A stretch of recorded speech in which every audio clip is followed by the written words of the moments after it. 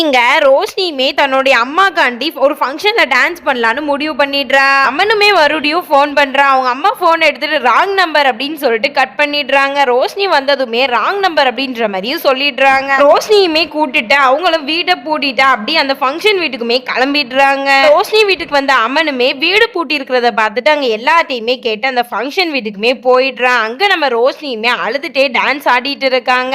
அப்ப நம்ம ஹீரோவுமே போய் உனக்கு எத்தனை தடவை நான் ஃபோன் பண்ண ஒரு ஃபோனையும் நீ அட்டன் பண்ணலையா அப்படின்ற மாதிரி கேட்டுட்டு அவ கையை பிடிச்சி தர நிறுத்திட்டு வரான். இங்க அவங்க அம்மாவுமே என் பொண்ணு கையை விடுறா உனக்கு அவ்வளவுதான் மரியாதை அப்படின்ற மாதிரி சொல்றாங்க. உனக்கு என்னடா தெரியும் இப்ப நாங்க டான்ஸ் ஆடலைன்னா அவங்க பைசா ஃபுல்லா கேட்பாங்க அப்படின்ற மாதிரி சொல்லிட்டு இருக்காங்க. இவனுமே தன்னுடைய வாட்சை கழட்டி கொடுத்துடுறான். அந்த வாட்சை எவ்வளவுக்கு தேரும் அப்படின்ற மாதிரி கேட்கவுமே குறைஞ்சபட்சம் வித்தா 2 லட்சத்துக்கு விற்கலாம் அப்படின்ற மாதிரி சொல்லிடுறான். நீயோடைய அம்மாவுமே அந்த பையனுக்கு ஏதோ அவசரமாமா நீ போ அப்படின்னு சொல்லி அனுப்பியுமே வச்சிடுறாங்க. இந்த டிராமா எப்படி இருந்துச்சுன்னு கமெண்ட்ஸ்ல சொல்லுங்க. தேங்க்ஸ் ஃபார் வாட்சிங்.